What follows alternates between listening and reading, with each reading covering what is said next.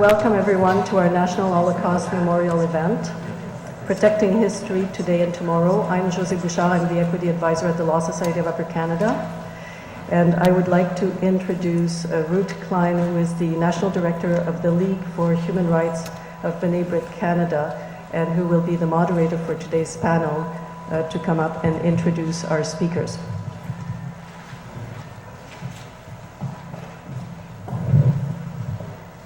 Ladies and gentlemen, I'd like to welcome you to this event commemorating National Holocaust Day, which is being co-sponsored by the Law Society together with the League for Human Rights. We feel it's particularly appropriate that we are collaborating with lawyers, after all. Lawyers and legislators have been at the forefront of so many different human rights initiatives, and we've been proud to stand next to them in many important cases.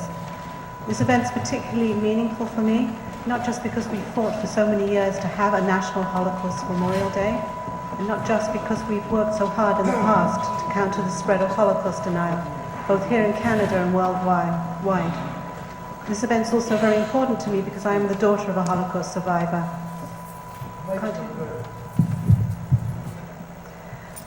As the daughter of a Holocaust survivor, I've been touched in subtle yet very profound ways by the shadows of the past, and I feel it's a very fitting tribute that you're all here today. When I try and think of words to describe both victims and survivors, I have to turn to a Jewish liturgy which uses the phrase, "They were swifter than eagles and stronger than lions." Now you may question me on that choice of analogy. After all, these were the quintessential victims. They were isolated, they were tormented, they were humiliated, brutalized, and ultimately butchered. It may not seem the right analogy, but I believe, and I think we all have to believe, that they were indeed swifter than eagles and stronger than lions, and that's what we have to take as a message from their lives and take into the struggles that we face today, countering Holocaust denial, countering anti-Semitism and all forms of racism. In terms of the survivors who we will be honoring later this evening, I think that the phraseology equally applies to them. They are really firebrands plucked from a consuming fire, and their fire and passion is an example to us all. Not only did they rebuild broken families, not only did they rebuild shattered lives, which in itself would have been quite monumental achievements, but they went on to go out into society and reach out and make a difference and enhance really every aspect of every society that they have chosen to live in post-Holocaust. By your presence here today, you do honor to the memory of the victims, you pay tribute to the achievements of the survivors, and you stand together with us as we say to the future generations, never again. Now we have here a very, very distinguished panel who've chosen to come here. Each one of them is a leader in their own right in terms of countering Holocaust denial and aiming to preserve the memory of those who have lost. Our first panelist today, Donald MacIntosh. He is General Counsel, Immigration Law Section, the Toronto Regional Office of the Department of Justice. He specializes in constitutional issues in immigration law, national security cases, and cases involving crimes against humanity.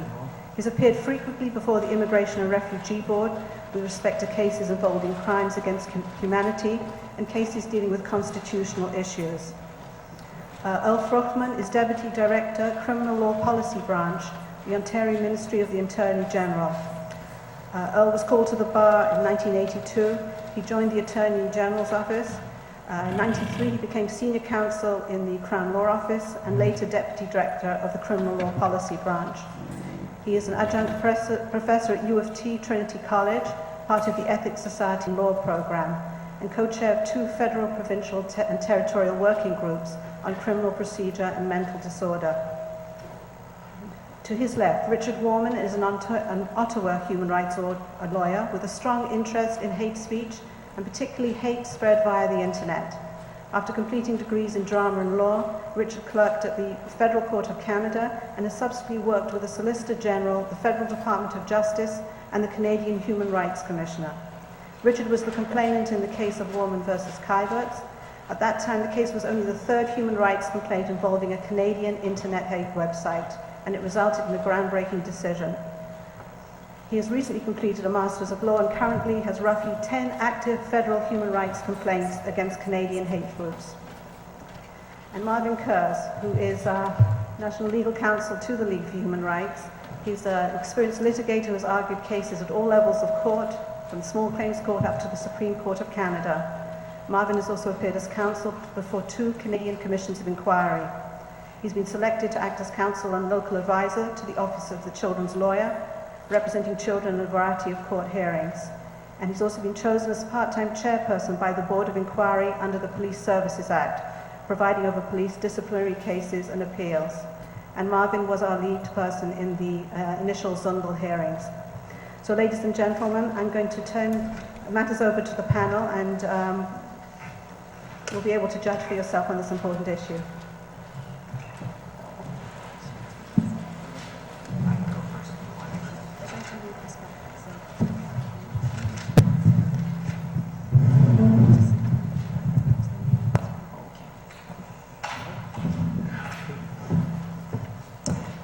Good afternoon. It's a privilege to be here. Let me say that I believe that it is beyond peradventure that Holocaust denial is an insidious evil. And yet, despite the fact that it is an insidious evil, it is a constancy which has permeated years and years and years, and undoubtedly will continue to do so. That's a sad fact of life. When Ernst Zundel was acquitted by the Supreme Court of Canada in 1992, after being charged and convicted under the false news section of the Criminal Code on constitutional grounds, he reveled in that acquittal. And he took that as a sign that the Supreme Court of Canada had given its approbation to the insidious perniciousness of hate, and specifically Holocaust denial and hate speech. And he portrayed himself ever after as a champion of freedom of expression and human rights. Ernst Zundel is no champion of human rights or freedom of expression. And indeed, if one looks at Canada's international obligations, as evidenced by the International Covenant of Civil and Political Rights and the European Convention on Human Rights and various other international conventions, there are tangible and real guarantees of freedom of expression, but in those illustrious covenants, it is made clear that freedom of expression has responsibilities, and furthermore, that willful promotion of hatred is not protected under the rubric of freedom of expression, something that Holocaust deniers frequently forget or willfully choose to ignore. And Mr. Zundel, when he was most recently in Canada, as many of you know, he came back to Canada from the United States, and the federal government started deportation proceedings against him. I participated as counsel for the federal government along with many other lawyers in that case. And Mr. Zundel was bound and determined that he was going to put on some sort of Holocaust denial trial and revel in the publicity that he believed would be attended from there. Let me say that he stated several times throughout his protracted testimony that when he was acquitted in 1992, that he received $1 million worth of free publicity. As reprehensible as Holocaust denial is, and it is reprehensible, Ernst Zundel was far more than someone who denied the Holocaust. He's someone who was a leading ideologue of the white supremacist movement. He financed white supremacist groups. He financed groups that Justice Blay determined had made common cause with the most virulent racists in Canada and the United States, and ultimately found that there were reasonable grounds for believing that he was a danger to national security. He financed groups that could be regarded as a danger to national security. He received, through this protracted hearing, which lasted 43 days, he made various collateral challenges to the Ontario Superior Court of Justice, to the Ontario Court of Appeal, seeking leave in respect of various matters to the Supreme Court of Canada. No one can say that Ernst Zundel wasn't accorded procedural fairness or natural justice or fundamental justice. And he was accorded the best traditions of Canadian justice. Let me say that what's amazing about many of these people is the extent to which these Holocaust deniers have made common cause with very violent racists who advocate the overthrow of the United States government, of the Canadian government, people such as Dennis Mahan, who was calling for a war, a race war, a war of extinction against the U.S. government, who came to Canada in the early 90s and called for this overthrow of the Canadian government. People such as William Pierce, who was a former physics professor at the University of Oregon, who wrote a publication called the Turner Diaries that advocated race war between whites and blacks and condemned Jewish people and called for violence to be taken against them. And I was amazed in the course of this case to realize the extent to which Ernst Zundel was connected with all these different groups, and the extent to which he moved far beyond Holocaust denial, and the extent to which these people maintained tremendous connections with one another, and they used the internet as a conduit to reach people all over the world. Zundel has supporters as far away as Japan, all over the world. He distributes his literature in more than 40 countries. And anyone who doubts that some of these people are serious about violent acts need only look at some of the things that have been done in the historical record is quite replete in Europe with incidents of violence that have been motivated by hatred, including Holocaust denial. Certainly former members of the Ku Klux Klan have been involved in this. Most recently in the United States, you have a judge's family who were murdered. That is still under investigation by the FBI, but there are people who believe that white supremacists were responsible for that. There have been articles that have written about that in the New York Times. And there is a whole network of these people who are prepared to make common cause with one another to pursue their aims and society. This is an issue for the community of nations, and the community of nations must remain resolute in defeating hatred. It leads to wars. It's led to the genocide of the Jewish people during the Second World War. And what is amazing is that people continue to falsely present this as a freedom of expression issue. Hatred and incitement of violence is not a freedom of expression issue, except maybe in the mind of some of these neo-Nazis. Let me say that in relation to Mr. Zundel, what was interesting about this case was that the case raised issues about whether a national security certificate can be used, and as you may or may not know, there's an in-camera process whereby some of the evidence was presented in public and some was presented in camera before Justice Blay, who was a designated judge of the federal court. First of all, Mr. Zundel's lawyer, or lawyers, tried to pretend as though this was a case involving champion of freedom of expression, freedom of association, that somehow he was put upon because of this process. I would point out that the Federal Court of Appeal upheld the security certificate process in a case called Ahani. Leave was dismissed by the Supreme Court of Canada.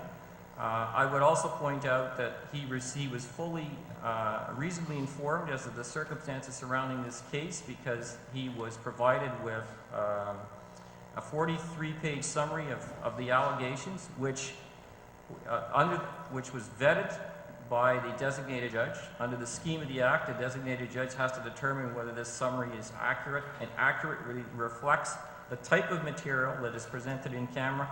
And furthermore, there were more than 1,600 documents, references in the case. And there was enough information, contrary to what's been presented in the press, for him to know the substance of the case. And furthermore, it was quite evident from the questions that was put to him in cross-examination as to where the areas of concern were.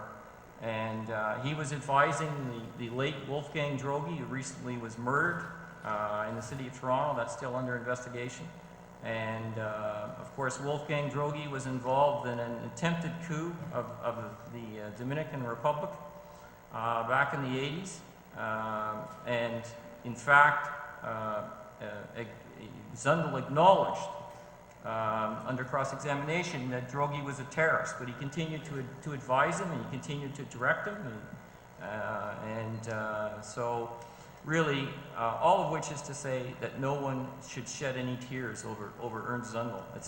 It's amazing the amount of copious articles that appeared, and certain papers took editorial positions that the security certificate process shouldn't have been invoked in this particular case.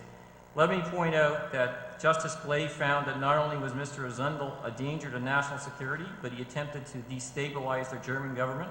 That was very well grounded in the evidence, as was the fact that he was a danger to national security. I can't go into how he attempted to do that, but the judgment was an extensive one, 68 pages in length. In my respectful submission, it's cogent, it's extremely well reasoned, and it will stand the test of time. Of course, he's been deported to Germany, where he awaits outstanding charges for inciting the Holocaust. And it's been said by some that Germany has different laws. There are crimes that are crimes in Germany that one wouldn't be convicted of in Canada. Well, in a case called Sotiacum, the Federal Court of Appeal clearly laid down that when one is dealing with a democratic country, one can presume that one will receive a fair trial.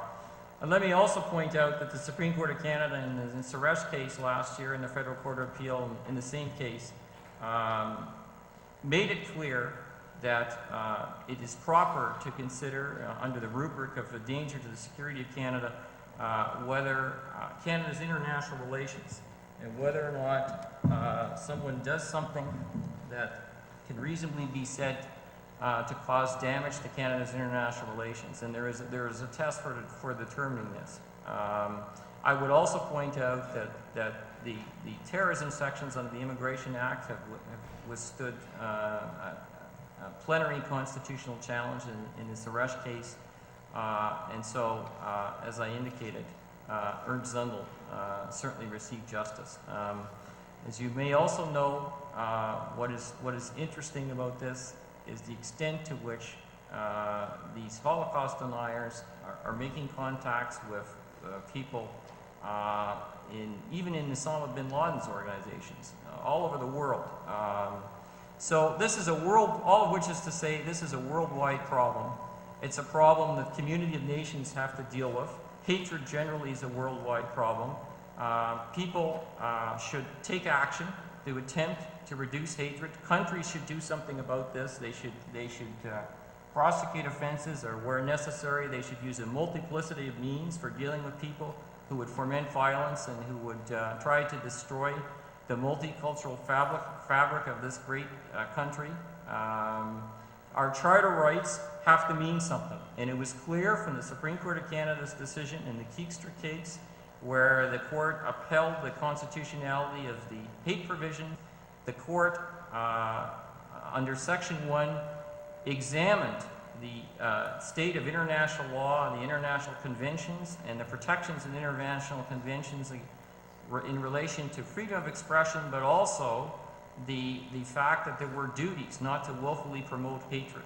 And countries have obligations to do something about this. Canada is in the forefront of the world in going in front of international bodies and taking the position that we have not only a great democracy, but that we promote equality and we promote multiculturalism. And these aren't just words, they have to mean something. So therefore, it's certainly, I think the Zundel deportation and the earlier prosecution, which the Ontario government attempted to bring this man to justice, is something that will stand the test of time, and these are important cases, and I would encourage all of you to become involved in doing whatever you can to prevent the insidious evil of hatred and Holocaust denial. Thank you.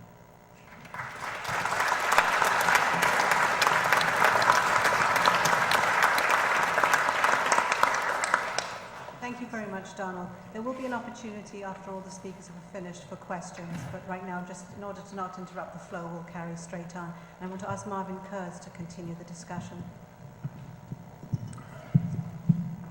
I don't know what else there is to say. I think Don's made every point I wanted to say. but I'll start off with a joke that I think of when I think of this subject. Two old men are sitting at a bus stop, Harry and Sid. Sid turns to Harry and says, "Harry, how you doing?" Harry's feeling pretty bad. He says, "You know, I'm not happy. I'm depressed. I read the newspapers every day and all I see is bad news, unhappiness, war, hate. And you know what?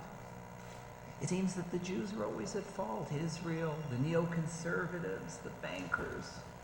I feel terrible." His friend Sid says, "You know what? I often feel the same way. It's really awful. You know what I do when I feel that way? I go on the internet. I look at the neo-Nazi hate sites. I read the newspapers for the Middle East and I learn the Jews control the banks. The Jews control government. The Jews control the media." And I think of it and I say, hey, it's not so bad.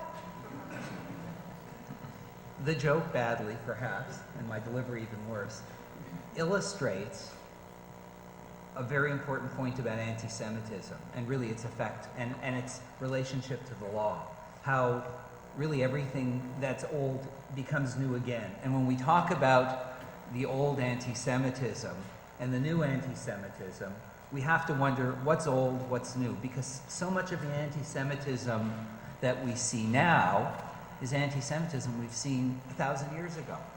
So historically, let's look at it. Historically, Jews have been alleged to do things like poison wells, kidnap children as we come to Passover, use the blood of non-Jewish children to make matzah. People have died for these allegations. They've been alleged to have caused the plague. And historically, these kinds of allegations have led to terrible crimes. Jews have suffered terribly over the years for these kinds of group libels. And it's resulted not only in deaths, but in terribly discriminatory laws. And it's instructive to us to learn how this kind of hate propaganda has historically affected Jews, and as we look around at other vulnerable minorities, them as well. And it reached the point where in the 19th century, political parties, there was at least one political party that was formed whose only platform was its anti-Semitism, that was its selling point. It wasn't something that it was ashamed of, as any mainstream political party would be now, but it was its selling point. And part of it was to make anti-Semitism something in the mainstream, something acceptable. In fact, the term anti-Semitism is the primest example of that. Instead of using the term Jew hatred, Jew baiting, anti-Semitism, it introduced a polite note, a almost scientific note. We're not against just Jews, we're against Semites. Although the expression is used again now where, for example, Arab anti-Semites say, well, I can't be an anti-Semite, I'm a Semite myself. But the anti-Semites who invented anti-Semitism would never have said that. All of this set the stage for what was either the best or the worst piece of anti-Semitic hate propaganda ever, the Protocols of the Elders of Zion. And somehow or another, the Protocols of the Elders of Zion were both the apotheosis of all hate propaganda. That is, somehow or another, all of the worst elements of hate propaganda put together in one book, and also the cause of the greatest hate propaganda. And the Protocols of the Elders of Zion were actually a forgery, something created by the Tsar's secret police. It was lifted from a 19th century French, what's the right word, satire that had nothing to do with the Jews, actually had to do with the satire of Napoleon III. But it was used in order to create anti-Semitism by the Tsar, who figured he could use anti-Semitism as a ruse, as a smokescreen to protect himself at a time where revolution was being fomented. And it spread throughout Europe until it reached Germany. It was introduced to Adolf Hitler by Alfred Rosenberg, his chief propagandist. And it became the foundation for Mein Kampf. I needn't go any further. And what's important about all of this history, this brief trip down memory lane, as it were, are 2 points. One is the ubiquity of anti-Semitism through history. How what we're seeing now is something that we have seen for thousands of years and really isn't fundamentally different. That really what we're seeing is that what's old truly isn't new again. And it's something even in my own career, trying to, in my own way, fight against anti-Semitism, I've seen. I first got involved about 20 years ago during the Duchenne Commission on Nazi War Crimes, where in the mid-'80s, there were allegations that there were so many Nazis in Canada that they had been allowed in, that maybe even the notorious angel of death, Joseph Mengele, had made his way into Canada. Something that turned out not to be true, but it was one of those things where the particular wasn't true, but the general was, that Canada had certainly made it easier for Nazis to get into Canada in the period of time immediately after the war than it was for Jews. A situation that many of us looking around here can see turned out to change later.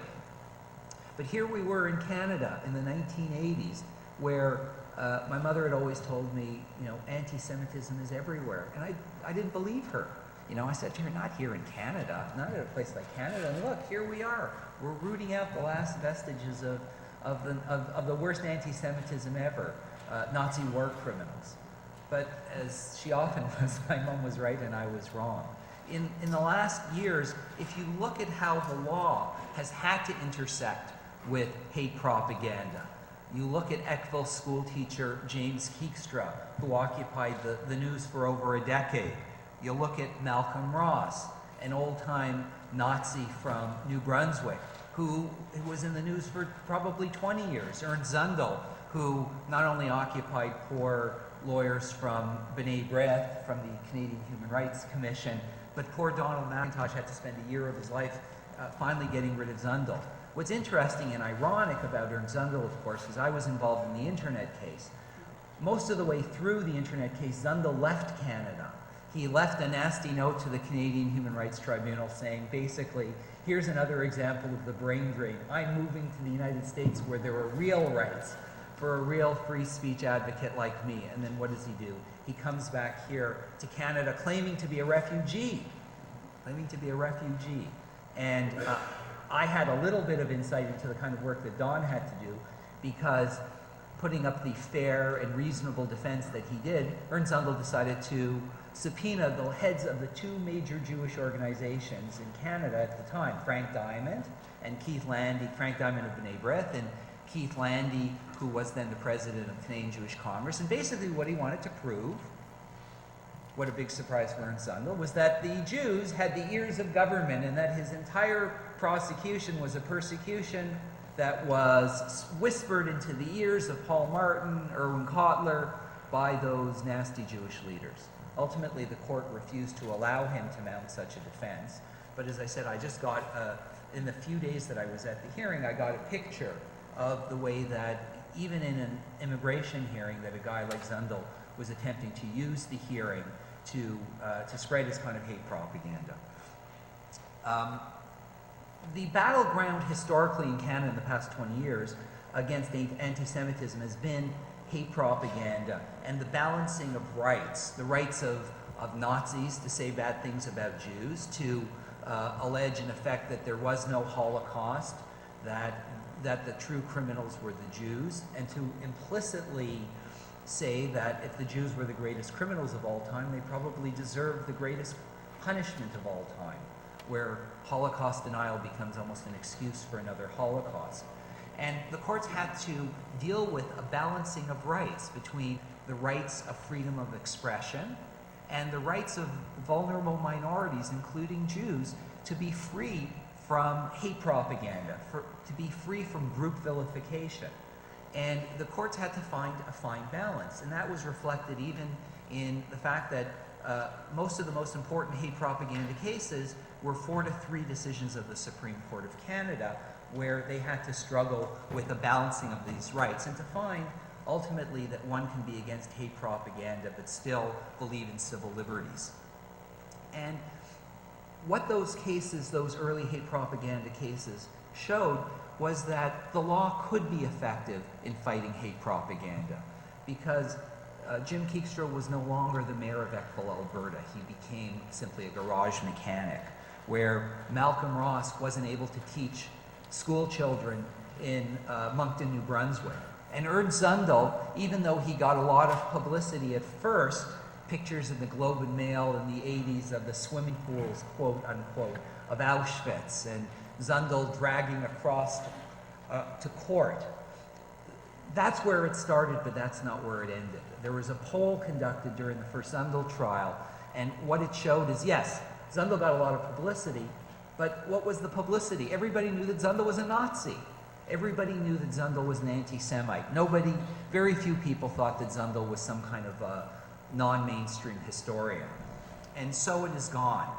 But in the present time, the issues have become more complex. It isn't simply a matter of these bad guys. I have a friend who used to be a lawyer for the Canadian Human Rights Commission, and he was a lawyer during the Zundel hearing, and he used to talk about how his job was to whack the bad guys using the law. But it's not as simple anymore, because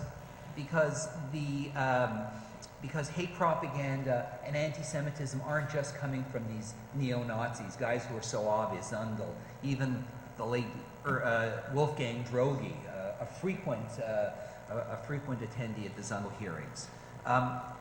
The anti-Semitism, attacks on Jews, have been mixed in and made justifiable by attacks on Israel.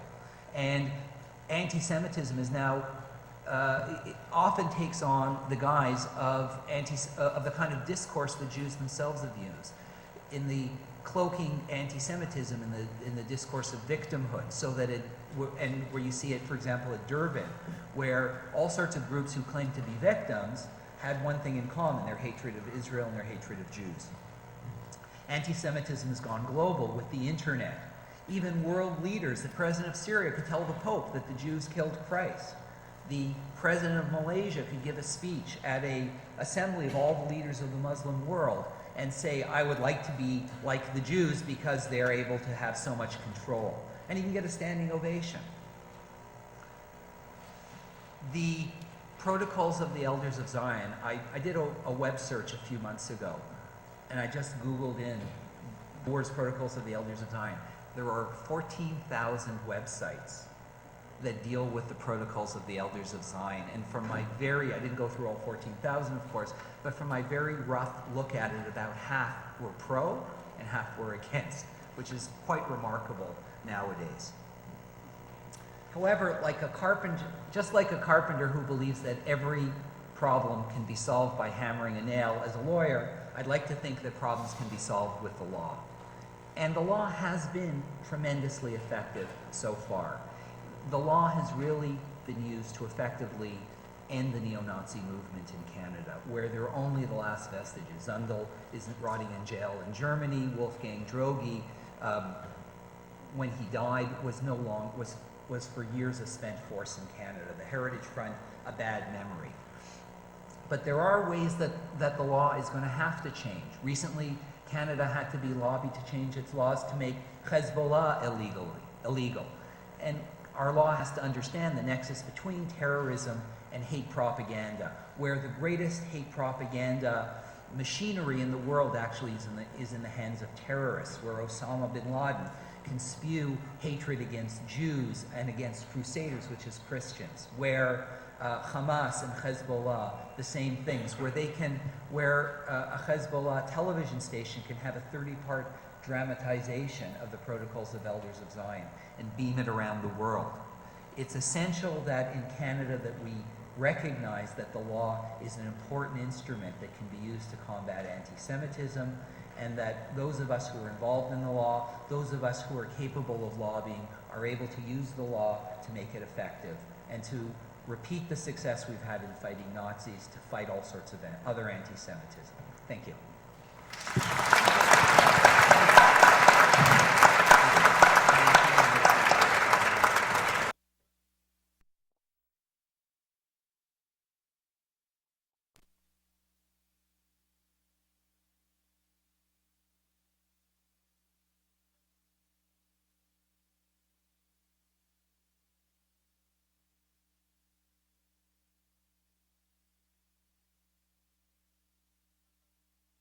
Even in part by prejudice, bias, or hatred based on a group characteristic, such as race, national or ethnic origin, color, religion, etc.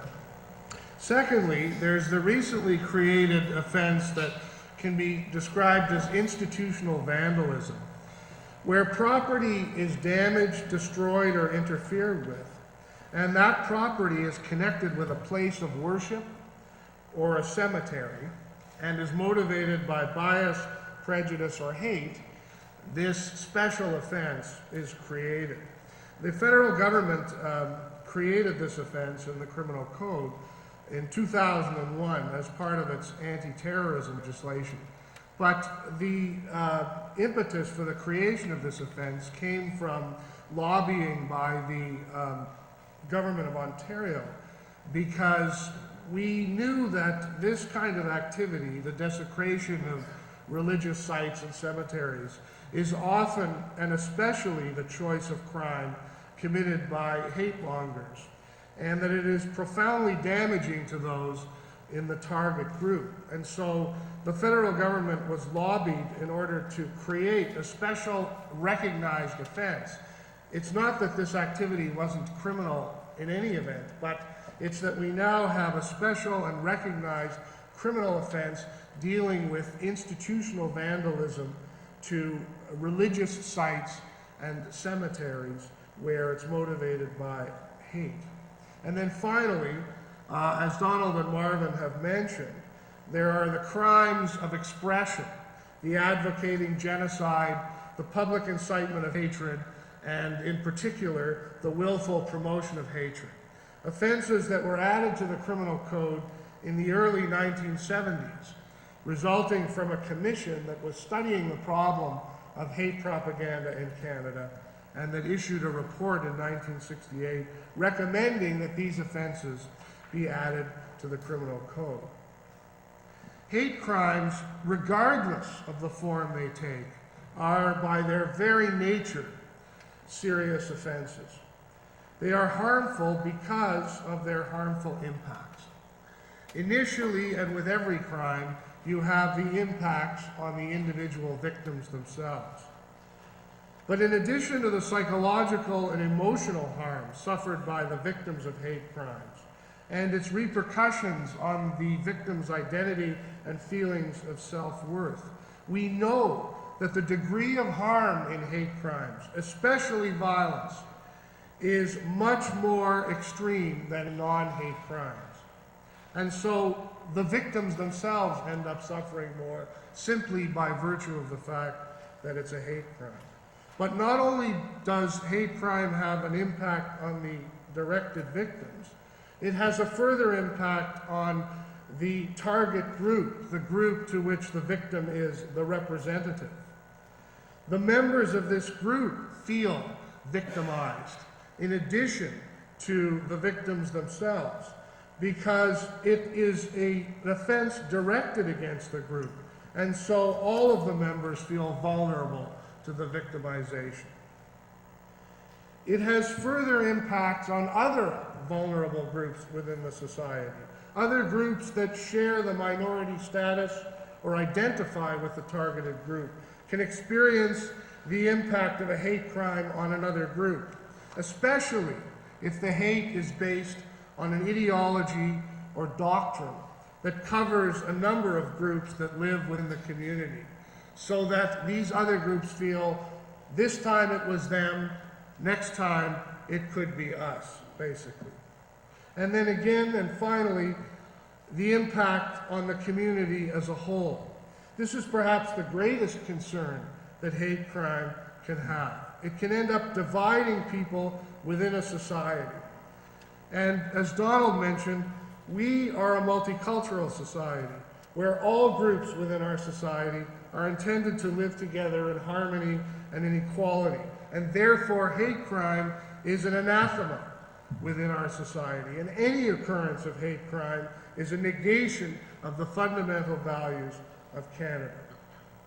Where hate crime occurs, the law recognizes the significance and seriousness of it, and it treats it in such a way that the sentence imposed in the appropriate cases is one that takes the severity of the offense into question. And this is why it is extremely important that we identify hate crimes whenever they occur, and that we bring them forward and to the attention of the authorities. Now, the Ministry of the Attorney General, in an effort to enhance its ability to prosecute hate crimes, has set up a system of hate crimes experts within the province. There are, I guess, a total of 15 hate crimes experts. 9 of them are what we call in the field. They're basically in the Crown's offices distributed throughout the province that are connected to the courthouses where the day-to-day prosecutions of criminal offenses take place. And so these 9 experts have been distributed accordingly across the province so that each area or region has access to an expert. In addition to these field experts, the Crown Law Office Criminal, which is at the central location of the main ministry at 720 Bay Street here in Toronto, and is the office that does the special prosecutions and the appeals, has 6 experts in hate crime.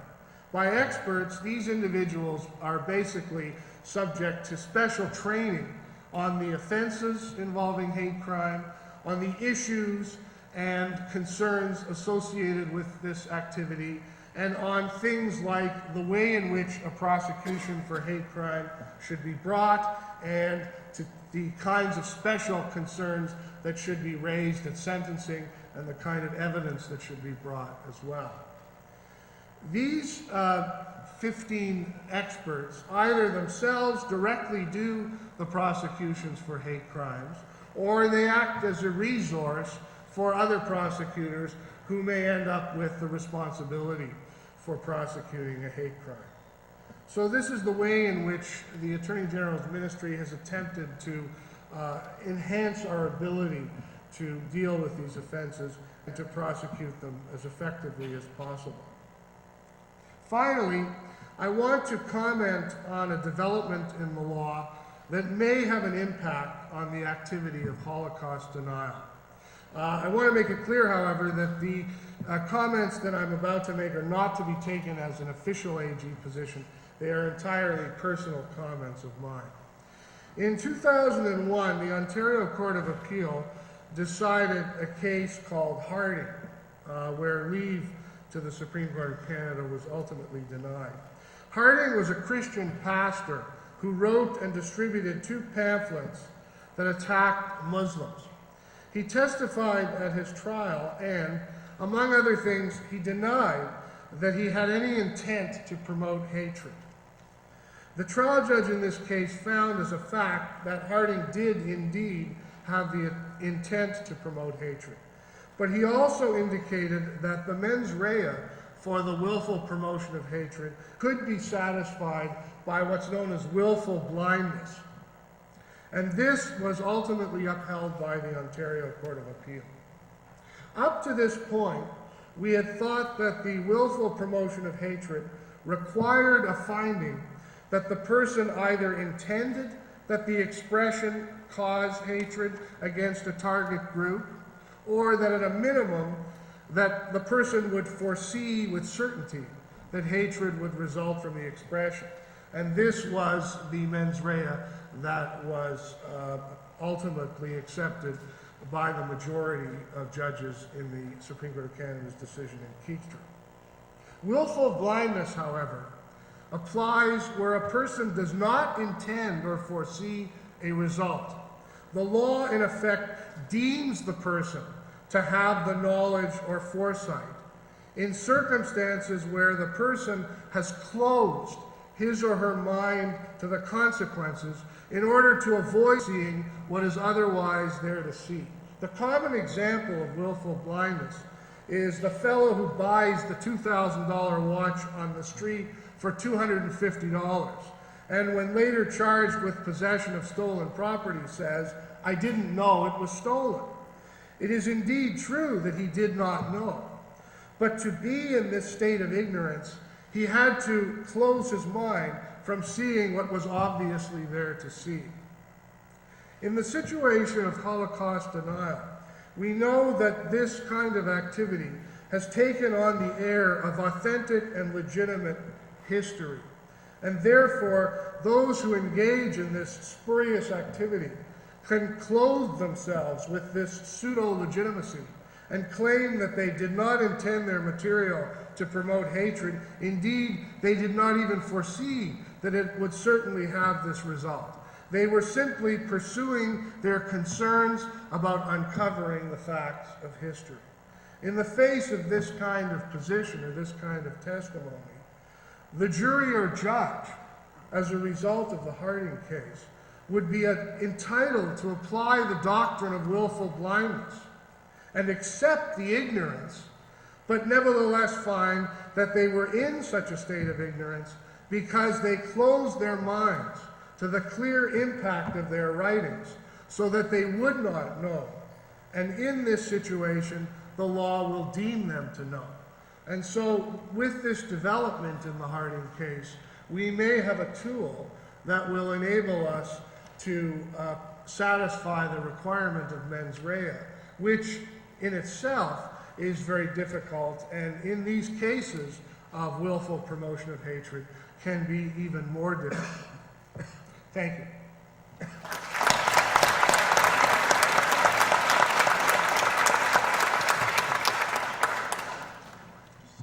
Thank you. We'll be watching very closely the developments flowing out of the Harding case. We see all too often, even over the last year or so in Canada, a number of hateful statements being made or published.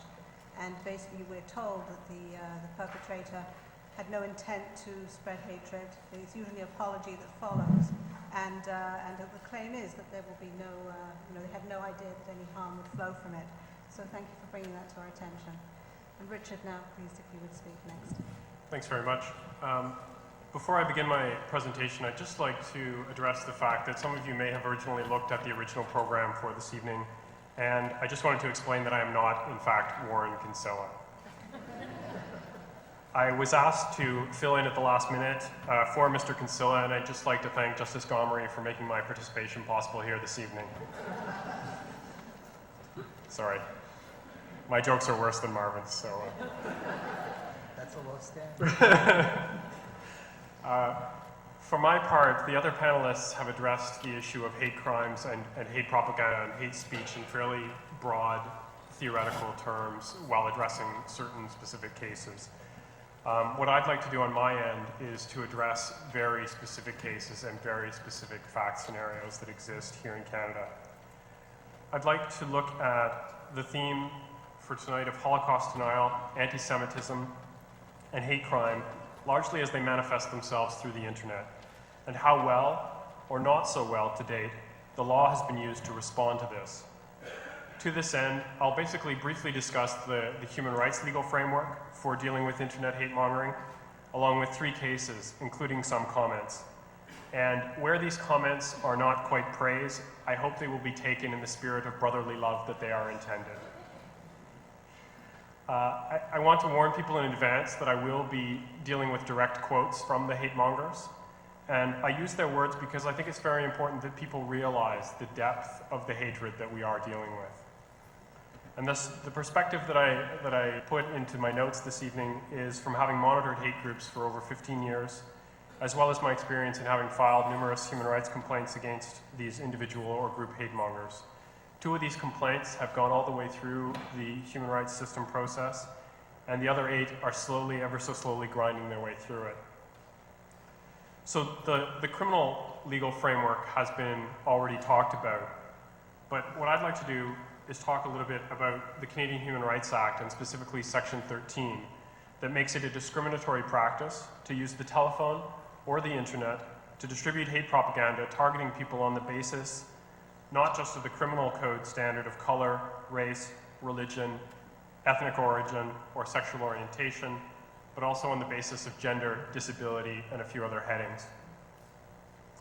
Any individual or group having grounds to believe that a Canadian person or group is posting hate messages on the internet may file a complaint with the Canadian Human Rights Commission.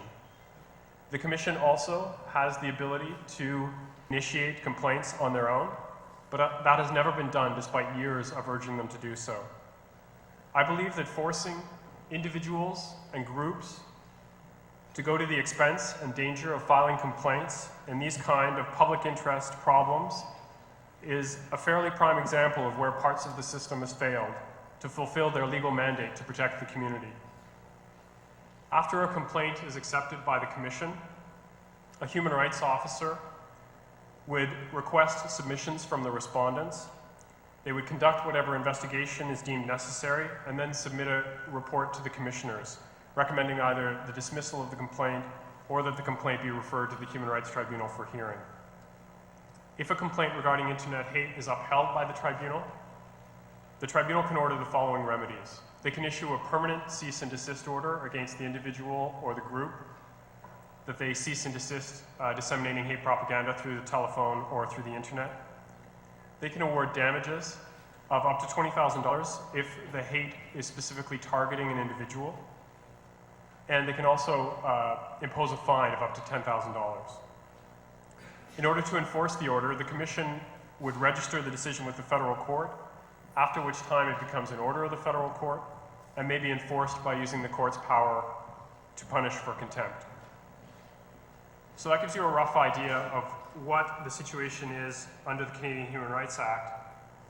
And I forgot to mention that the title of my presentation tonight is The Good, the Bad/Ugly, and then Back to Toronto, the Good. And I know it may shock people that someone from outside Toronto is talking about Toronto, the Good, but I promise you it will come. So the good is Western Canada for us.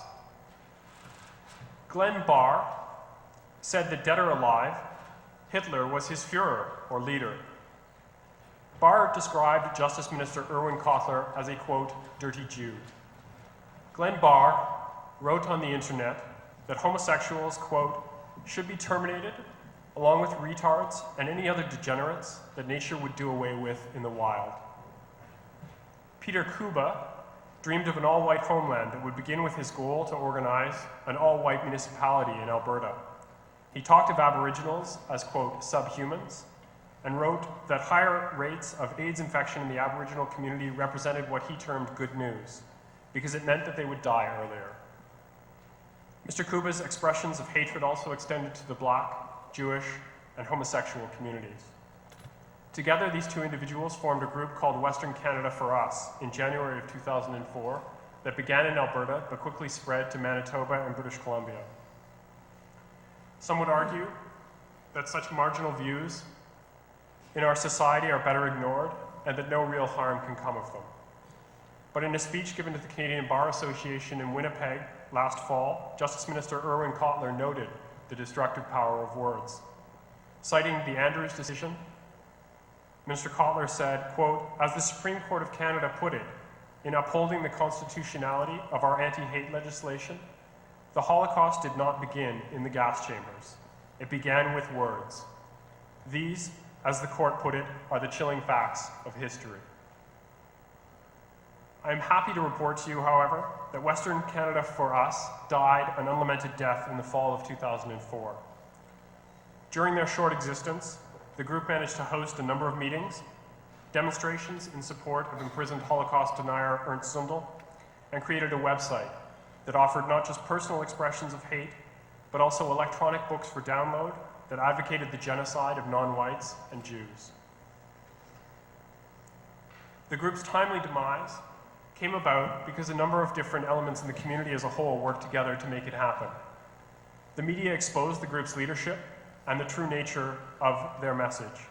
Human rights activists and frontline activist groups like Anti-Racist Action all alerted the community to the problem and did their best to make sure that these individuals had no peace in their noxious efforts.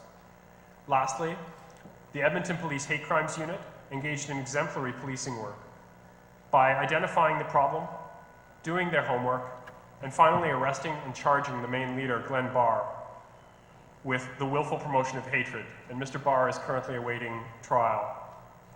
This is a textbook example of what I consider to be the good in responding to hate, which unfortunately brings me next to the bad and the ugly. What do you call someone who over the past 2 years makes thinly veiled threats of violence mixed with profanity-laden attacks against the entire Jewish community on the internet? who describes Christians using those same expletives, and then describes Jesus as, quote, a dirty old Jew, who posts horrific scenes of bodies of mutilated black people beside his arguments that Jews are responsible for the current situation in Zimbabwe. What do you call someone who attends the London Gay Pride parade with a sign that states that the cure for homosexuality is AIDS? No one needs to guess at the answer to those questions, because the answer is that you call him London resident Thomas Winicki. For my part, I call him someone who is worthy of criminal investigation to determine whether his actions have violated the prohibition against the willful promotion of hatred. Based on the material posted by Mr. Winicki on the internet, in September of 2003, I filed a formal complaint with both the London Police Hate Crimes Unit and a federal complaint with the Canadian Human Rights Commission. Mr. Winicki's hate-mongering continued unabated. In May of 2004, I provided extensive further materials to the London Police. On August 18, 2004, having seen no action, myself and representatives of the London Association for the Elimination of Hate, the Guelph Multicultural Centre, the African Canadian Legal Clinic, Toronto, and the Simon Wiesenthal Centre of Canada issued a press release that called upon the London Police Service to investigate Mr. Winicki's actions on an urgent basis. The release also called for Ontario Attorney General Michael Bryant to uphold his repeated statements that, quote, the Ontario government does not tolerate hate crimes, racial intolerance, or discrimination of any sort. Mr. Winicki responded with an internet diatribe that made clear his suspicion that I am a Jew by repeating the word Jew after my name 118 times. In the end, both the original human rights complaint and new complaint of retaliation have now been referred to the Canadian Human Rights Tribunal, and we are currently setting dates for the hearing. Adding fuel to the fire about this individual, though, is the fact that on September 12, 2004, Thomas Winicki and 3 other individuals were stopped in Toronto in Mr. Winicki's car while they were traveling to the last demonstration outside the Toronto West Detention Centre in support of Holocaust denier Ernst Zundel. As a result of that stop, Mr. Winicki has now been charged with numerous criminal offenses after throwing knives, a bow and arrows, and body armor were found in the vehicle. To ensure that no one is in any doubt that Mr. Winicki's hate-mongering has in any way subsided, Mr. Winicki has recently made postings on a US neo-Nazi forum stating that the way to fight AIDS infection was to, quote, stop shit-skin immigration, with, quote, shit-skin being Mr. Winicki's preferred term for people of color. Indicating his contempt for the police, Mr. Winicki described Toronto Police Chief Julian Fantino as the, quote, queer-loving, Jew-loving, Negro-loving dimwit. Further, Mr. Winicki posted a message regarding the murder of a young woman whose parents had immigrated from Poland and who was allegedly killed by her boyfriend who was of South Asian descent. Mr. Winicki stated, quote, Polish women must be total fucking idiots. I've heard so many stories of those whores, bracket, not that they're the only ones, dating and screwing with nigs and other muds. It's truly sickening. This race-mixing slut got what she bargained for.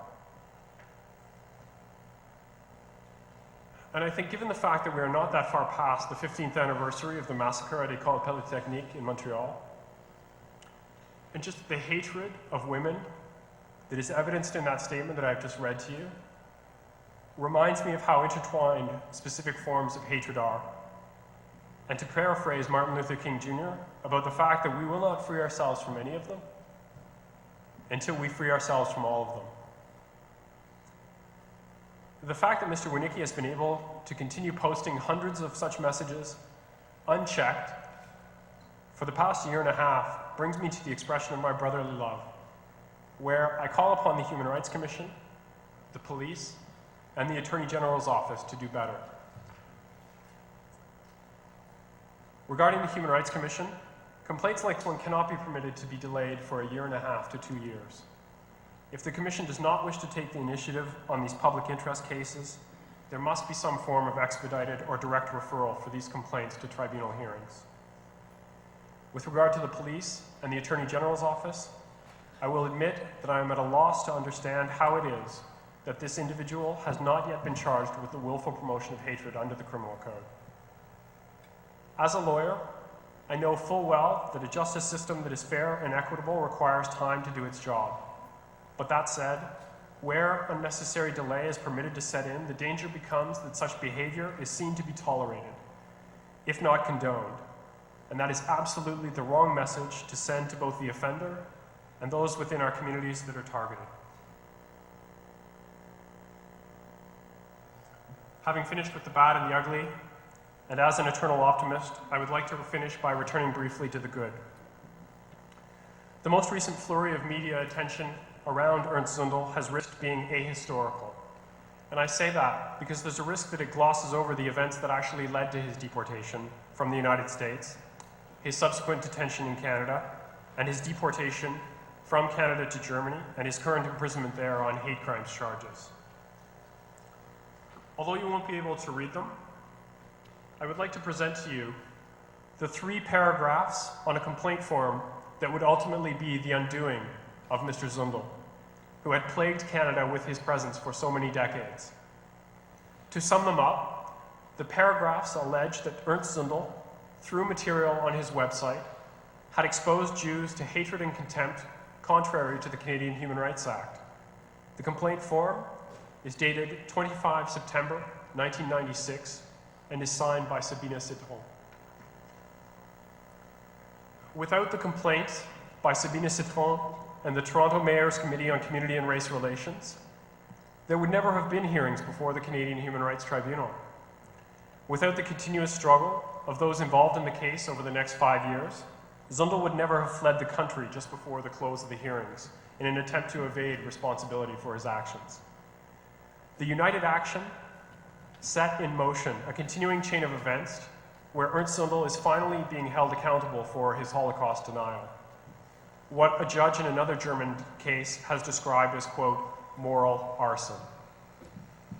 In closing, I extend my sincere thanks to those who sat on the Mayor's Committee at the time the complaint was initiated, to Sabina Citron for her indomitable spirit, and to all those both sung and unsung who worked in so many different ways on the Zundel cases to ensure that history would be protected yesterday, today, and tomorrow.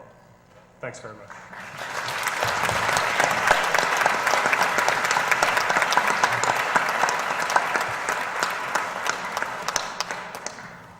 Thank you, Richard. We look forward to the successful completion of all the human rights claims that you have brought. I'd like to invite the audience now, if you wish to ask a question, to come up to the microphone. And if you'd come up to the microphone and please signify which speaker you would like to answer your question. I'm going to throw this out to the entire panel. My concern isn't even so much with the actual laws. I think the way our hate laws are drafted, so to speak, is quite good and probably quite progressive. I'm very concerned, though, at the way laws can often be applied. For example, when a judge the other day decides that the kids who vandalized the Jewish cemetery wanted 15 minutes of fame on TV and doesn't see this as a hate crime, or when a Kennehu is not stripped of the Order of Canada, and even a political thing becomes,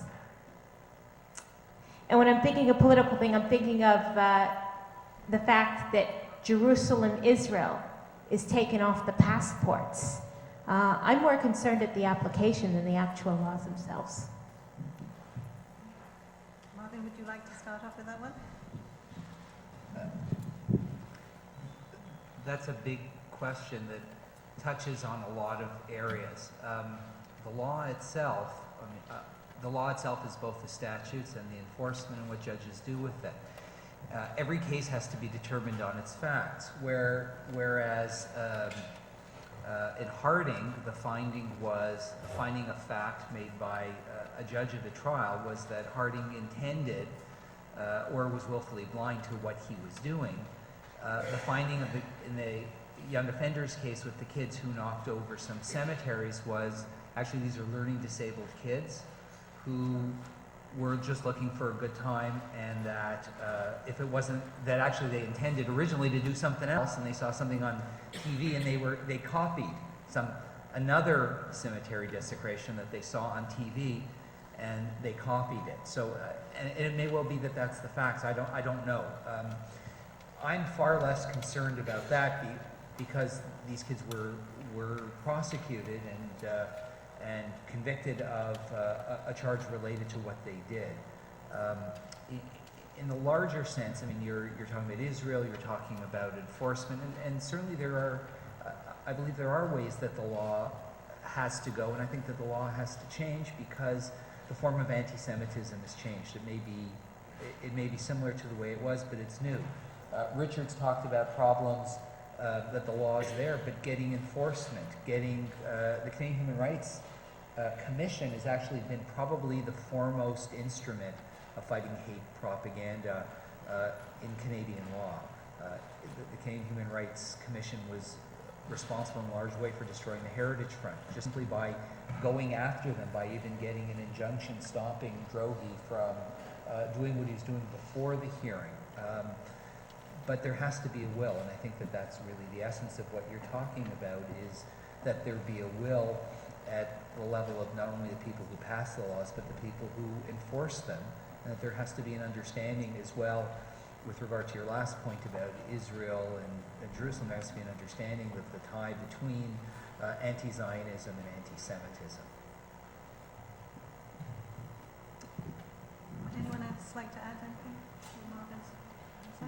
Maybe just a very brief comment that really, when the law is there, that from my perspective, the law is simply a tool that can be used by the community, and that really the only enduring or the only sort of long-term way to deal with examples of hate propaganda and hate crime is for the community as a whole to take action against it, using not just the law, but also community organizing and political organizing, because really the law is, as Marvin has alluded to, only as useful as the way it is enforced and the way that it is followed up by the community as a whole. And I really think there's a need not just for that to be used within the community as a whole, but for also different communities to come together and deal with these issues. Like, where we did in the terms of Thomas Winicki, and we had a number of different groups from a broad, spectrum of the community coming together and saying, no, even if we're not being directly attacked, it's not acceptable because you are attacking my brothers and sisters in another faith community or in another ethnic community, and that's not acceptable to the community as a whole. Thank you. I'd like to discuss the original Zundel trial. I think there was a terrible mistake made in not having the Crown ask the court to take judicial notice of the Holocaust. I've been troubled by it. No one ever discusses it. In the second case, that was done. Once you have to prove something, if I have to prove something, you can deny it. If I have to prove you have these Alta-Yidden coming up, traumatized, talking about their experiences, and what do you end up with? A gang of deniers. This fellow, Irving, they came from New Zealand, Australia, from around the world to deny what had happened. Now, I think it reflects a sickness in Canada. I think if at that time I had said, bring me survivors from Dieppe. You want to prove Dieppe happened? I don't want to take judicial notice of Dieppe. Bring me survivors. Once you do that, once you bring survivors, someone else can say, you know what? They decided to have a boat race that day. You have Japanese starving Canadians. Bring me those Canadians to prove that the Japanese starved them. Don't take judicial notice. Once you say that, and I mean this not as a point of humor, I'm using hyperbole, you can say that those Canadians were the original Weight Watchers. Because I think some of the answers that the Jew haters gave at the original Zundel trial were on the same plane as calling the Canadians who were starved people that wanted to lose weight. I'd like all of you to deal with this. And I fault B'nai Brith, I fault all the experts at that original trial. It should never have gone that way. And I would like someone to explain to me Why? Thank you. Marvin, I'll ask you to lead off on this one. The Zundel prosecution in 1985 is a criminal prosecution. It's a prosecution brought by the state, not an individual, so B'nai Brith had no standing. In that case, and actually I think I noticed John Pearson was here, who was the Crown, who did a spectacular job in the second prosecution. What happened actually in the first prosecution, and many people were very upset at the time, was actually a tactical error. That was an error of a Crown who was handed the case at the last minute, really, and who really didn't have time to think through the issues. What the Crown tried to do first was to prove that the Holocaust happened, and then to realize that you shouldn't do that, it's an insult, and then to ask the judge to take judicial notice. By then it was too late. The Crown had stuck one foot in the wrong door, and that's why the Crown was refused rights, why the court the first time around refused to take judicial notice. The Crown learned the lesson in 1988, I think that was the year of the second trial, and did in fact bring a motion right away for the court to take judicial notice, and the court did in a way that didn't infringe on Zundel's rights. So that was a mistake that was learned from and not repeated. Morally, I understand why you say it was an error. Unfortunately, it was a legal technical error that was corrected.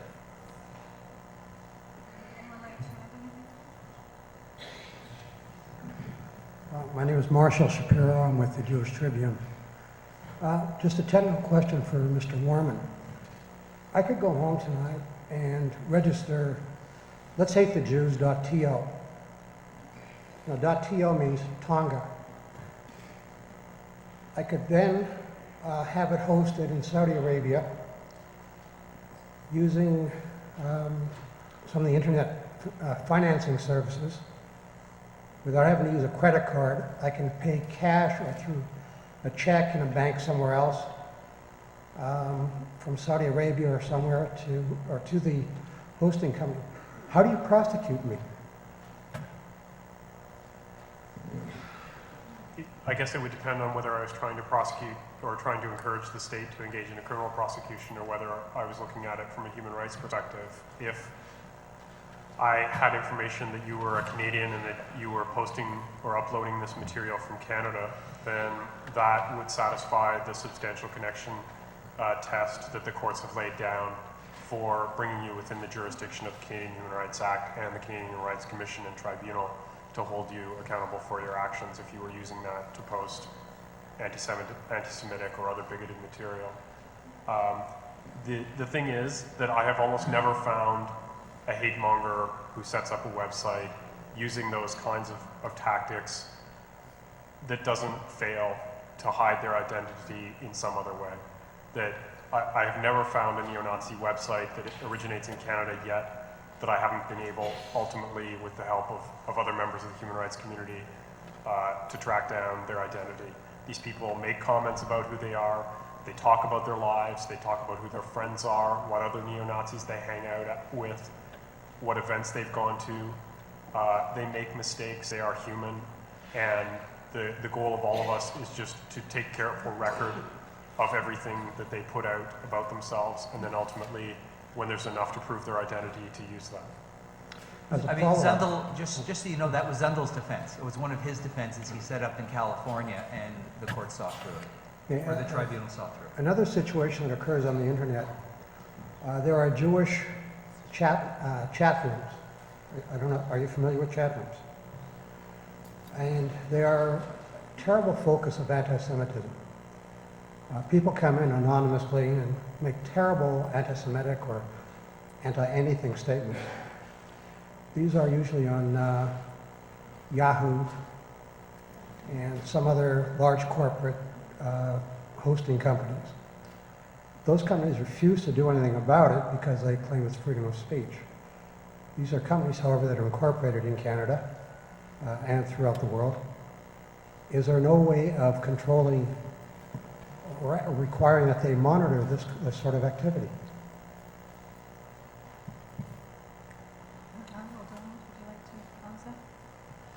Well, as has been mentioned or alluded to, there's a substantial connection test, and Certainly, complaints can be made to the Canadian Human Rights Commission for investigation on the basis that these companies are purveyors of hate or are violating the Commission's rulings in various cases, and indeed, in some cases, maybe they are violating Canadian domestic law and criminal code. Each case would require investigation, but certainly, for example, in Zundel's case, as has just been mentioned, he maintained a fiction that his wife was Ingrid Rimland, was operating this website without his permission or control. Well, that wasn't something that was accepted by the Canadian Human Rights. It wasn't accepted by the Canadian Human Rights Commission, who conducted the investigation, and it wasn't accepted by the Canadian Human Rights Tribunal ultimately, who found that in fact he and his wife were the directing minds and controlling minds of the Zundel site. And there's case law from the Supreme Court of Canada that talks about the substantial connection test, and Zundel had a myriad of people that he was sending his material to in Canada, and as well as other countries in the world.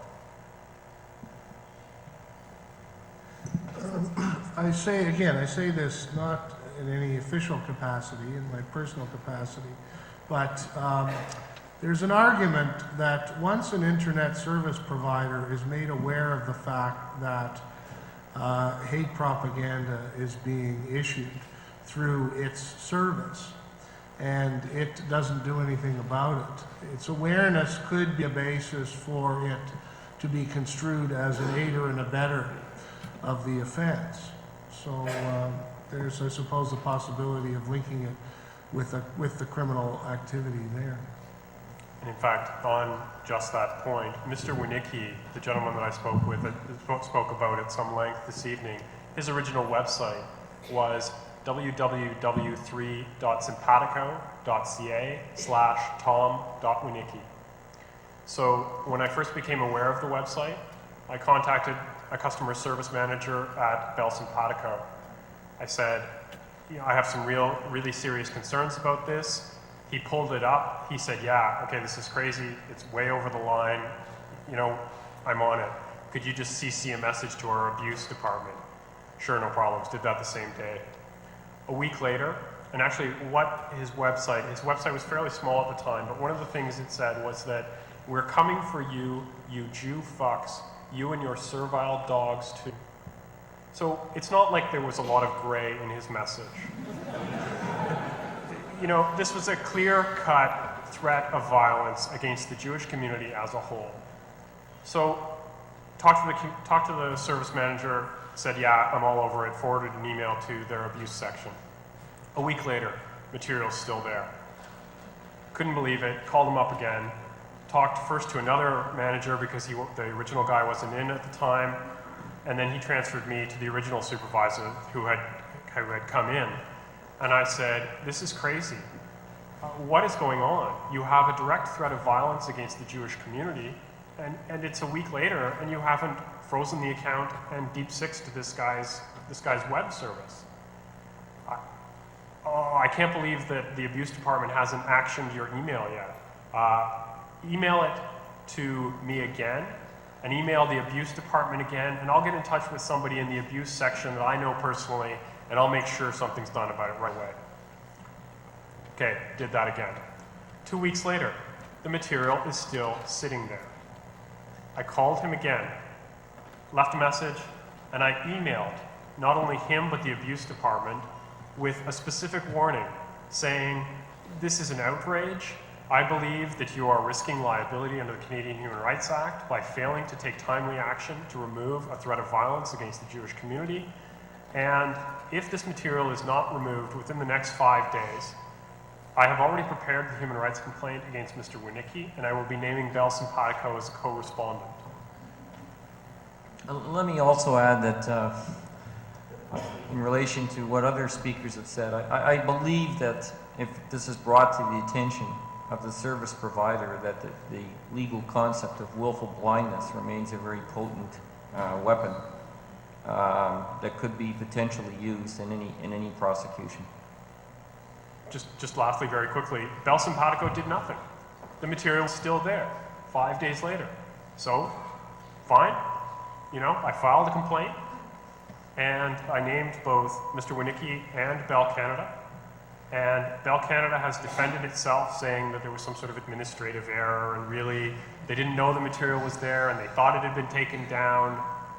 And just the moral and intellectual shenanigans that I have seen in the defense that has been filed astonishes me. And that hearing is right, that complaint is before the Canadian Human Rights Commission, who will hopefully be making a decision about what to do with it in the near future. Thank you. No. The last thing about it was I contacted the London Free Press and the CBC Radio, both of whom contacted Bell Canada's communications and PR departments and started asking, so for the last month, this threat of violence against the Jewish community has been up. We'd just like to know if you have any comment you'd like to make about that. And it was down within hours after they were contacted. So we know the route we have to go. Okay, the next question, please. First of all, I'd like to express my appreciation to the panelists and to the Law Society for organizing this event. As a member for 20 years, I think this is the first time I've ever seen anything like it, and thank you to everyone.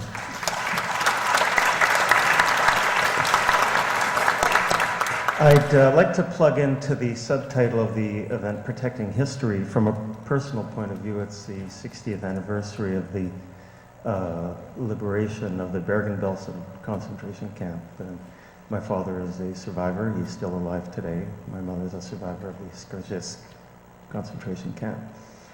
And so I attend from a personal perspective, but also as a jurist, and now moving to the general.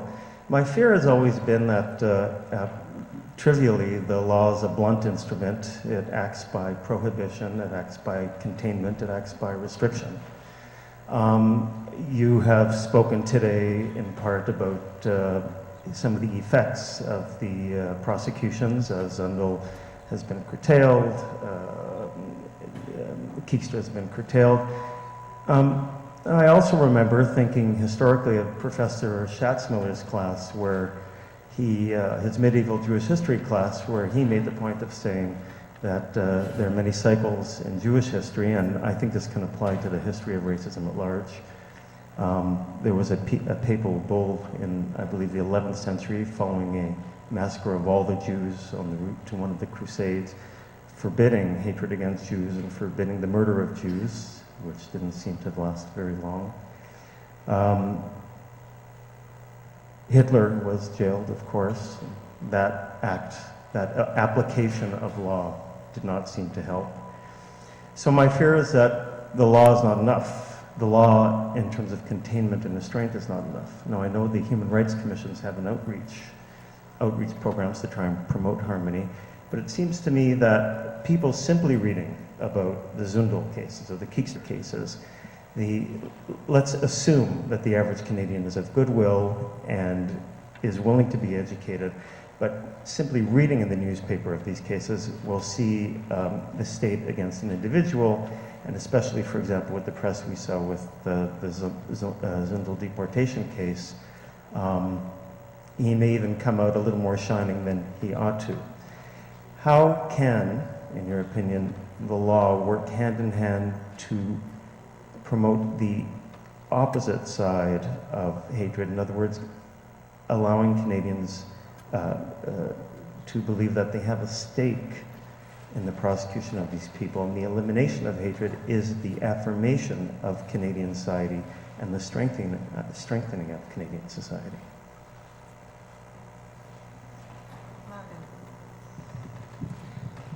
We keep getting asked all these big questions. I took the same course, by the way. You have a clearer memory of it than I. Mine vanished 5 minutes after I wrote the exam. I mean, it is a big question because the law is, as you said, a blunt tool. I mean, I think that part of it is the idea that the law can't be everything. People, when the Ten Commandments said, "Thou shalt not kill," didn't stop people from killing each other, and it never will. the law tells Ernst Zundel not to say bad things about Jews, it doesn't mean that the next Ernst Zundel won't. What the law does is it makes very clear and very graphic what society's limits are. It's almost by not having it that society declares open season on it. By having a law, it shows that there's a limit that can't be breached. There's the criminal law and there's the civil law. The criminal law is a very hard barrier. The civil law is a softer barrier, but it's a more inclusive one, where, for example, successive attorney generals refused to prosecute Zundel criminally, and the Zundel prosecution, I mean, it goes back to Sabina Citron, who's mentioned before, who I believe is somewhere here, and who had a large part in the Zundel internet case. She had to take it upon herself to try to find a way to charge him criminally, and that's because the law wasn't willing to deal with Zundel. But even so, it'll never be enough. The law will never be enough, just as the law has never been enough to end any other crime, whether it's murder, theft, rape, what have you. And it's got to work hand in hand with public opinion, with education. I mean, education is the key. I see Karen Mock is nodding her head, one of the foremost human rights educators in Canada. And you know, the goal of a lot of organizations like her, Canadian Human Rights Foundation, B'nai Brith League for Human Rights, and others, is to educate people, because the law is the last resort. It's not the first resort. It's when people go off and say terrible things. The whole goal has got to be to prevent them, and for society to say it's not acceptable, that there isn't room for people to go around passing out pamphlets, you know, saying that blacks deserve to be exported to Africa, or that Muslims deserve to die, or that Jews, whatever. I mean, and so it really all has to work hand in hand, but the law has to be there as the final line of defense, that if you're willing to go against society's prohibitions, that if you're willing to go against what we believe in, that will stop you. If I can just interject for a moment, the need for there to be that partnership between the law and education is really what was the driving force behind tonight's event. The idea of the Law Society of Upper Canada coming together with the League for Human Rights, because I think it's only through partnerships of this nature that we do have any chance at all of eliminating this type of hatred. I think that one can draw upon the history of the civil rights movement in the United States. The due process clause of the 14th Amendment really didn't mean very much for black people, and yet as a result of the seminal decision of Brown versus Board of Education and a myriad of other decisions, coupled with the leadership and triumph of Martin Luther King, galvanized people. They became educated, they became determined to effect fundamental change in America. And so there has to be a myriad of solutions that are put forward. In relation to what you said about Zundel, I agree without getting into specifics. I think first of all, there has to be greater factual reporting by the media in this country. With respect to the coverage of some of this case, it was just twaddle. And the judge's comments were not accurately reported, and there was an attempt on the part of some members of the media, not all, to suggest that this case was simply a case of guilt by association, which didn't properly reflect any of the conclusions of Justice Blake. So there's a real need for members of the media to have some sort of understanding of the court process and to be properly educated in that regard. Lawyers should be carrying that duty.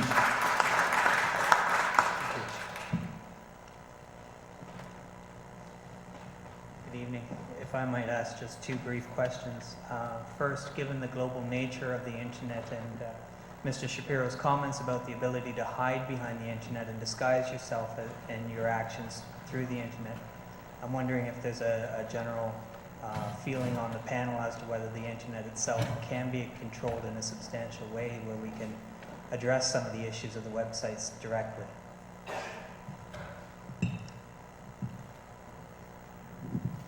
Yes. How? Because, I mean, when the internet has been developed over the past, 10 years, all these legal articles came out saying, this is the great Wild West. There are no controls. Let there be no controls. And it's just such hokum. I mean, the internet doesn't enable you to say anything that you can't say on the radio or that you can't say in public. There's no reason, because it's a different form of communication, that it should somehow achieve this exalted status where you can do whatever you want. It just doesn't exist, and it shouldn't exist. And I think really the answer to the problem of internet anonymity and different hosting by different countries and trying to hide your operations that way is the community of nations that Justice Blais said Ernst Zundel was threatening. The argument that Canada and every other nation of goodwill, not just Canadians of goodwill, need to work together. You see that in conferences taking place in Europe. You see attempts to work towards a broader mandate of regulating the internet, not in the sense of squashing the freedom of expression that exists, but just saying, look, calling for your neighbors to be killed because of their race or their religion, yeah, that's across the line in virtually every society. And the law can do something about it, and the law should do something about it. I don't know that I'm as sanguine as Richard about that. I don't know that there is a perfect answer. The Americans, without attacking the American approach to the First Amendment, are far more absolutist about the First Amendment than Canada. And I don't think that that's going to change in the foreseeable future. However, countries can get together and stop a lot of hate on the internet, but I don't think we'll stop it all. I just don't think that it's going to happen. But that doesn't mean that we shouldn't do what we can and deal with what we can, and also have things like public opinion, have things like education, try to deal with it as well. I mean, there has been a lot of very important work dealing with hatred on the internet around the world, and I think that international conventions will help. There will always be, most likely, the internet equivalents of the banks on the Grand Cayman Islands where people hide out, but hopefully it'll be left to there. And if I can ask just what is now my third question, specifically of Deputy Director Mr. Fruchtman, given Mr. Warman's comments about Mr. Winicki and your comments about your 15-panel member of human rights experts and hate crime experts, why perhaps there's been a delay in action taken? Well, although the consent of the Attorney General is required for prosecutions to proceed when you're dealing with willful promotion of hatred, it has to begin with a charge. And we can't do anything until the police decide that a charge should be laid. We don't direct the police. The police come to their own conclusions. So it's really up to the London police to investigate and come to a decision. If they decide that there's reasonable grounds to proceed with a charge, then they'll bring this to the Attorney General's attention, and the question of the Attorney General's consent will be an issue. It's at that point, I think, that Mr. Warman can criticize the AG, but while the police haven't made that decision, there's nothing the AG can really do about it. So rest more at a local area than perhaps at the AG level? For this particular charge, yeah. Thank you, gentlemen. First of all, I also want to thank the Law Society for having this panel discussion today. I think it's been very fruitful and very interesting. I think that the law and the way that it's been presented here is becoming more effective in dealing with our generation's hate mongers. But I think that what we have to be more concerned with is the next generation that's coming up. And when we speak of education, we're talking about the young people that are coming up today, and how are they going to be perceiving these events that took place 60, 80, 100 years ago, and basically, how are they going to be dealing with that? And I have to say that I've had personal experience. I'm a defense lawyer, and I've had personal experience. Last year, there were 3 boys that were charged with some graffiti that they were spreading around the neighborhood one night. One of the things that they spray painted was a swastika. And these boys came to me. I took them on as clients after I interviewed them and found that they had no idea of what the swastika actually was. They just thought it was something cool that they were presenting. This was not directed, as a matter of fact, the community that they were doing this in was not even a Jewish community. And it was an Oriental fellow whose lawn was defaced.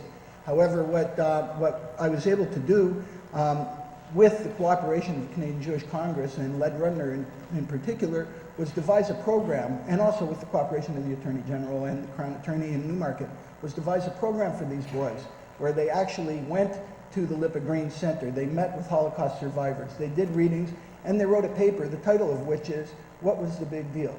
And at the end of that period, it took a couple of months for them to get through this, they felt, first of all, that they hadn't been punished. They actually felt that they had been rewarded, that they had learned something, and that something that they could take back into their community.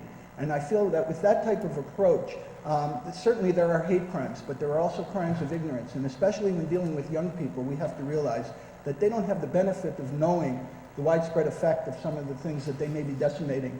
They see it on TV, or they hear it on, or they see it on the internet, and they go and bring it into the community. And first and foremost, we must educate them so that they see the effect of this. And if they are basically good people, they will learn, they'll take that back to the community, and we won't be dealing with those people again. But I'm also not naive, there are bad people out there.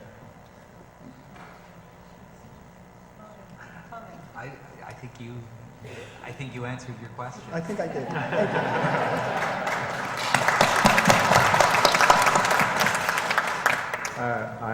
I echo the comments of others to thank the Law Society and the members of the panel for putting on this excellent event. My question is actually a corollary to the last one, but the last gentleman and I were absolutely not connected. It was just coincidental. The Holocaust Memorial Act, the Yom HaShoah Act, has been in effect for 5 or 6 years now. 5 years, is it? Is it 5? In any, 2 years? Well, in any, the national one, but the ones provincially. Ontario, I believe, was the first jurisdiction that passed it. And all the statute does is it creates the existence of the Memorial Day. What can we do from a law perspective, looking to the future, to ensure that it becomes, if not mandatory to think about educationally, that the next generation learns about the Holocaust and about racial tolerance in a more coordinated way.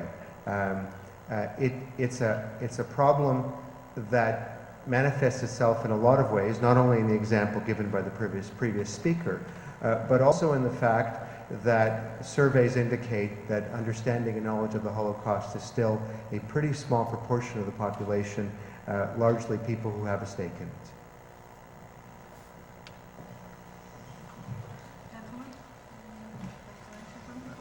First, I want to recognize Mr. Allen, who is a lawyer of quite great renown, who is also very much involved in this issue for Canadian Jewish Congress. And he probably knows as much the answer as I. Education and the law, I don't know if they have to, I don't know if you need to pass a law to force people to learn about the Holocaust. I think that organizations like Congress, like B'nai Brith, like the Canadian Race Relations Foundations are central to making sure that the kind of ignorance that you talked about, Igor, don't continue. That it is frightening how little people know. Because, for example, from the newspaper reports that I read about the kids who were recently acquitted of the hate propaganda charges, or convicted of the mischief charges, they had no idea what the Holocaust was. They were just going around knocking over gravestones, and apparently they were learning disabled, so that may have explained it in part. But I've gone into high schools. I remember going to high schools with Karen Mock when she was with B'nai Brith. I remember going to one high school in Oakville and speaking to skinheads, like kids who were real skinheads, and I started asking them, like, do you know what the hell you're talking about? And the answer was no. They didn't have a clue, even though these kids were neo-Nazi skinheads. And again, when we've talked about the limits of the law, I think this is an area where it's far more than the law, and that the law can only do so much. And I think that it's organizations like us, but I think that, and it may well be in part your idea, Igor, that there's only so much that Jewish organizations can do. It's got to be something in the mainstream. It's got to be something that's part of what we as Canadians want, people who value Section 27 of the Charter, which enshrines rights of multiculturalism. It's got to do with our society recognizing the changing cultural demographic, with the recognition, for example, that not that many years ago, Jews were the most interesting minority because there weren't very many other minorities. And that's all changed as well. So that unless that remains very much in the public eye, it's not going to happen. And one of the places the law can take is by remaining involved. It can remind people. People won't forget who Ern Sundal is. People won't forget what Holocaust denial is. That's my answer. I think if I might add here, I think there are limits to the law in this case, especially as regards future generations. The League for Human Rights' recent audit of anti-Semitic incidents, for example, found an increasing number of incidents in the public schools, and some of them did have connections to neo-Nazi groups. In one case, a young kid was beaten up in the schoolyard by kids who refer to themselves as a Nazi gang. And we have also seen on far right-wing sites specific attempts to recruit high school students. So yes, there is a lot of ignorance, but there's also an element there which we can't really afford just to dismiss as a prank. So yes, the law has limits, and I think we have to really fast-track any efforts in the schools, because, I mean, here tonight, you know, how many children of survivors do we have? How many survivors? You look a couple of generations down the road, and we're going to be sorely lacking in people who can get up and speak in any sort of personal way about what happened.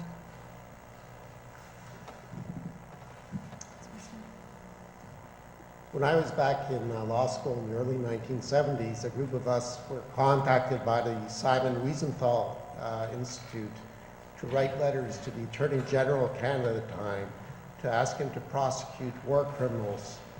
At the time, the response of the government, of the Attorney General on behalf of the government, was Canada was incapable of doing so. Obviously, since that time, there has been attempts to prosecute war criminals or to expel them from Canada. Obviously, the political means were there, but political will was missing. My question at this point, and perhaps Mr. MacIntosh can voice an opinion on behalf of the government. We read today that there are terrorist groups that have deep-founded foundations in Canada. And as Mr. Kurz pointed out, groups like Hamas, Hezbollah, and there's other groups that I won't mention have international connections and are not just obviously anti-Jewish or anti-Israel, but they have all sorts of racist tenets. I'm just wondering if there is any political will existing now in Canada to root out the terrorist groups which seem to have taken some foundation within Canada. Well, let me just say that I'm not going to, I'll issue the caveat that's been issued by other speakers. Anything I say is not the official policy of the Canadian government, but I'm not going to comment on what previous ministers did. The Minister of Justice, the Honourable Mr. Kotler, has certainly made it clear and that Canada will not be a safe haven for terrorists. I spend a good part of my time trying to deport terrorists. I can tell you, it's not just a ministerial statement. The Canadian government is firmly committed to trying to deal with these groups. However, you've seen tonight the complexity and the subtlety of the law. And that's a great thing. But people have constitutional rights, they have charter rights, and one of the realities is in the last 20 years, but particularly in the last 5 years, there's been an absolute explosion of administrative law and the duties of administrative decision makers. So therefore, someone who, as a result of, you probably know this as a result of the landmark Supreme Court of Canada decision in 1985 called Singh, everyone who's physically present in Canada can argue, if they believe they have a well-founded fear of persecution, that they have a right to an oral hearing that's protected under Section 7 of the Charter, including terrorists. And the reality is, and this is certainly been something that's been noted by the Kenny Commission, by other royal commissions. It's been noted recently I say recently, in the year 2000 by the Federal Court of Appeal in a case called Suresh. There are terrorists in this country who have abused the convention refugee determination system. Most convention refugees are law-abiding members of the community, but once someone becomes a refugee, they have a plethora of constitutional rights and rights in international law, all of which is to say it's a very complex and protracted process. And one only needs to note, to illustrate the complexity, take the Zundel case, for example. Ernst Zundel, in the United States of America, removed Ernst Zundel relatively quickly. A judge signed a warrant for his deportation. He didn't even have an oral hearing. And he was turfed out of the country, and he was unceremoniously removed, and he was told that if he couldn't come back for 25 years, and if he comes back, he faces a $250,000 fine. Well, in Canada, the Immigration and Refugee Protection Act provides protections for everyone. And so those are my comments on it. The law in Canada is a much more subtle instrument than it is in the U.S. Okay, I can That's allow... my personal opinion, by the way. Thank you, Donald. I'm going to allow one more question from the floor and one more question from the gallery. I believe someone up there has been waiting patiently. Actually, it's not a question I have. It's a comment or perhaps information. I've been working for Holocaust education for about 10 years, and I would just like you to know how available it is for everyone in Toronto or in Ontario. The Holocaust Center at the Little Green Building is passionately working for Holocaust education. We have young people coming from all over Ontario to our center, where they get a wonderful introduction. Unfortunately, it's only introduction because, as you said, many students in Ontario don't really know much about the Holocaust, but we are passionately working for this to educate young people, not only to remember, but to make sure that future generations do know about the Holocaust and the results of that.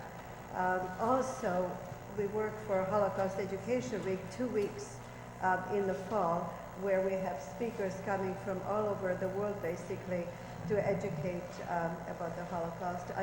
It's just a comment to make sure everybody's aware. Thank you very much. And now we have one question from the gallery. No? Well, they changed their minds, evidently. Okay.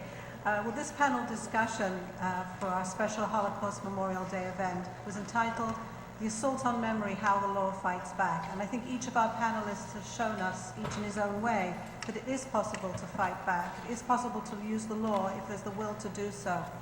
Freedom of speech might well be a charter right, but charter protections were never meant to be used against minorities. They were meant to be used to protect them.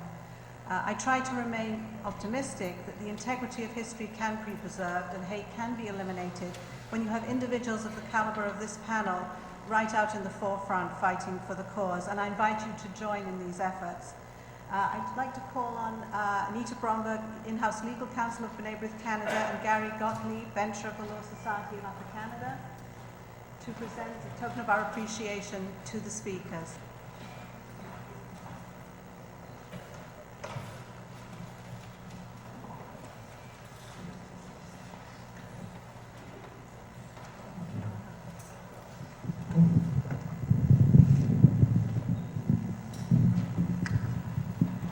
My comments will be brief.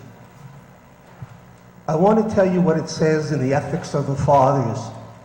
It says it is not for us to complete the task, but neither are we free to withdraw from it.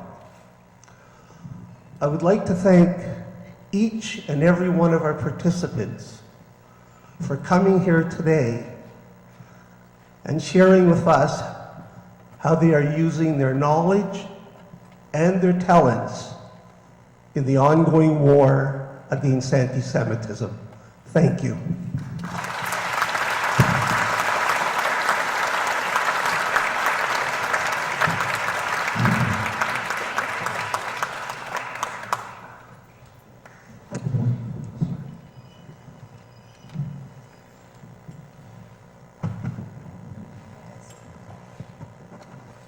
Good evening, everybody. On behalf of the League for Human Rights, and I'd like to extend my thanks for all of you for attending, for the insightful questions that were asked. I thought they were just thought-provoking, and I thank you for your participation. And to the panelists some I've met for the first time today, some I've had the pleasure, I thank you. I know your dedication, each and one of you, to the cause. I've had the honor of sitting through some of your presentations in the past, and I've seen firsthand your dedication. But today you've reaffirmed that we do have good people at the helm, and I think we should all be very comforted by that. And so in appreciation, we have prepared a little memento for you, the logos of the two organizations to commemorate this joint endeavor. In appreciation to each of the speakers, it reads, in appreciation of your participation in this commemorative event and your tireless efforts to counter hate and discrimination in Canada. We have a quote that I think is very appropriate: justice, justice, you shall pursue, from the Jewish liturgy, from the Torah. And again, on this National Holocaust Memorial event, we thank you and for your expertise and your dedication. We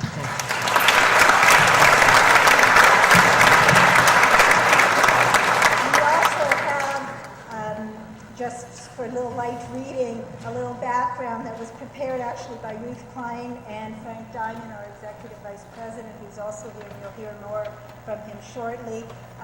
We thank you, and maybe this will answer some of your questions too. Thank you.